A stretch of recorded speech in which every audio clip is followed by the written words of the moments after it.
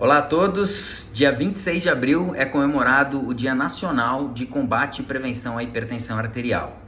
Meu nome é Márcio Souza, sou chefe da seção de hipertensão arterial, tabagismo e nefrologia aqui do Instituto Dante Pazanese de Cardiologia. E nessa data, é importante a gente lembrar que a hipertensão arterial é um dos principais fatores de risco para as doenças cardiovasculares. Então, se você quer cuidar do seu coração, você precisa ficar esperto em relação à hipertensão. Vamos falar um pouquinho de sinais e sintomas. O grande problema da hipertensão é que ela não dá sintomas, é uma doença silenciosa. Então você não pode esperar ter qualquer tipo, algumas vezes pode ter uma tontura, uma turvação visual, algum mal-estar, mas você não pode esperar esse sintoma para medir a sua pressão e diagnosticar se você está realmente com algum desses indícios de que a hipertensão, que a sua pressão arterial está subindo e que você vai precisar buscar um tratamento.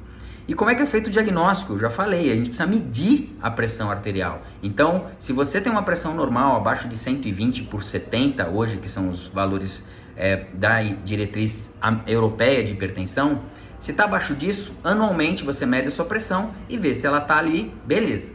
Se ela estiver acima de 140/90, e você tem visto que sua pressão tem mantido acima desses valores, o diagnóstico de hipertensão ele está feito. Então 140/90, maior ou igual a isso, você tem o diagnóstico de hipertensão. Claro que você vai lançar mão de outros exames para confirmar isso.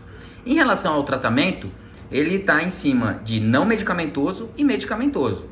O não medicamentoso você já sabe, mas precisa colocar em prática.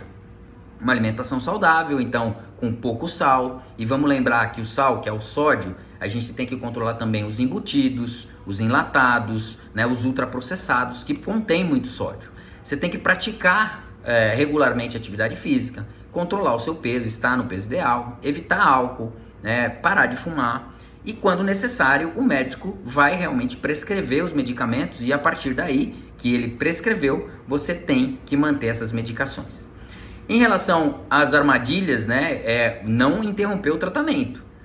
Então, assim, você precisa seguir o que o médico está te falando. Não existe uma cura milagrosa. Muitos aí pela internet saem fazendo alguns vídeos falando de sal integral e assim não existe evidência nenhuma, tá certo? Então, se você cumpriu a sua parte não medicamentosa, fez tudo aquilo que o médico recomendou e ele passou o medicamento, siga essa recomendação, não faça testes com a sua própria saúde.